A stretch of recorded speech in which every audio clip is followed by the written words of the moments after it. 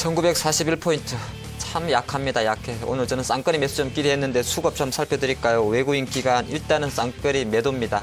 매도고 실제적으로 시야 보니까 프로그램 시장도 역시나 차익 쪽에서 158억 원 정도 매도, 비차익을 통한 매도도 한 293억. 누가나 사는 사람이 없는 우리 개인만 총알바지하고 있는 것 같습니다.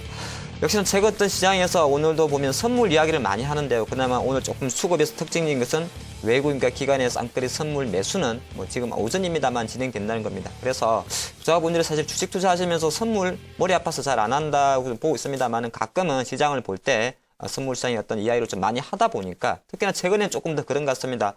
무슨 외국인 선물 포지션이 하방을 구축하고 있다더라. 그래서 코스피가 못 올라간다. 그런 이야기 하는데 오늘은 짧게 그 시간 좀 갖도록 하겠습니다.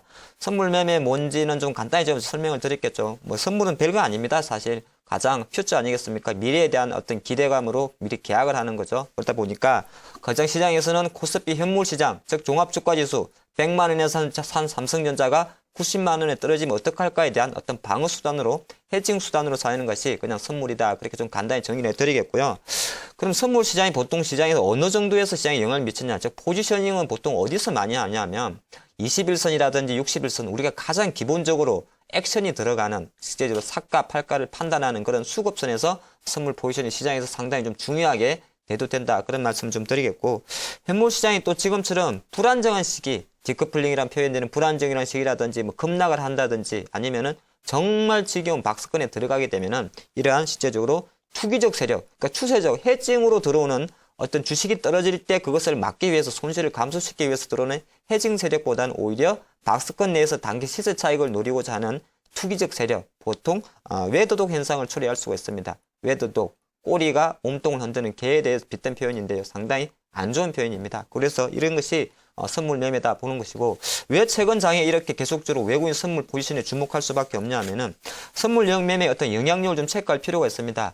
시장이 만약에 우상향하고 상승장이다 그러면 선물 시장도 더할 나위 없이 시장에 금상첨화입니다. 즉 시장이 정상적인 시장, 정상이라면 우상향하는 걸 말하겠죠. 그것은 이제 선물 시장에서는 콘텐코 시장이라 그럽니다. 선물 지수가 현물 지수보다 높은, 즉 미래에는 오를 것이라는 기대감이 남아있는 것, 그것을 콘텐코라 그러는데, 그러다 보면은 기계도 사고 사람도 삽니다. 그 말 자체를 외국인 매수도 들어오고 프로그램 매수도 들어온다. 그렇게 좀 표현을 하는 것이고요.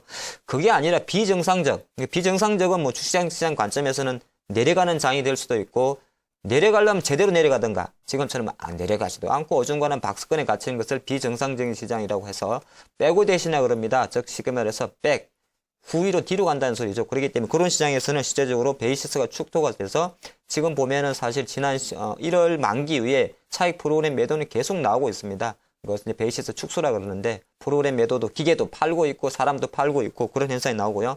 이런 거 어떤 현상이 나오냐면, 저는 그 하락이라는 표현을 안 쓰고 일부러 시장의 상승 제한이라는 표현을 썼습니다. 그 말 자체는 제가 좀 오랫동안 생각해 보면 프로그램 시장 자체가 시장의 급락 요인은 아니더라, 못 올라가게 잡는 요인이지 급락 요인은 아니더라, 그렇게도 조금 해석해 보겠습니다. 해석의 차이라고 저는 좀 말씀드리겠고요. 그러면 말만한 외국인의 선물 포지션은 제가 좀 분석을 해봤는데요. 잠깐 보시면 언제 시장이 조금 부담이 됐냐 하면요, 지난 1월 8일로 조금 기억을 되돌리실 필요가 있습니다. 한 달 전인데요. 저도 사실 처음 봤습니다. 268.20포인트였습니까? 이상 주문이 나왔지 않습니까? 외국인의 이상 주문이. 그때 실제적으로 외국인은 14,650계약 정도를 매도하면서 하방 포지션에 대해서 매도세가 좀 나왔었고요. 지난 1월 23일 날 제가 표시를 해놨는데 보니까 지수가 빨간선 21선에 이탈하면서 또 많은 매도세가 나와서 실제적으로 지금까지 1935포인트까지 계속 좀 하방 포지션을 구축하고 있다는 겁니다. 이 그림에서도 보시다시피 보통 외국인이 선물 시장에서 만계약 이상 매도가 나오거나 아니면 21선이나 61선 이탈하게 되면은 그 외국인의 선물 포지션 영향력이 시장이 크더라. 제가 왜 만계약이라 그랬냐면, 만계약은 실제적으로 주식시장 기준으로 봤을 때는 주식 삼성전자 1조 원을 매수하는 효과가 있습니다. 사실 레버리지 있게 생각하면 외국인들 입장에서 봤을 때 제가 환산했을 때는 한 5조 원에서 10조 원 정도의 해지 효과가 선물시장 만계에 있다는 겁니다. 그래서 그만큼 만계약이 매매가 들어올 때는 중요하다 볼 것이고요. 그래서 외국인들이 과연 지금 보니까 누적 계약수를 보니까 지난 선물은 이제 3월물 기준으로 보는데요. 2012년도 12월 이후부터 지금까지 이제 3월물 기준으로 보니까 누적 계약수가 어제까지 제가 집계한 겁니다. 어제까지 만기 다음날 기준으로 보니까 25,000계약. 그래서 이제 파생 애널리스트들은 이런 말을 합니다.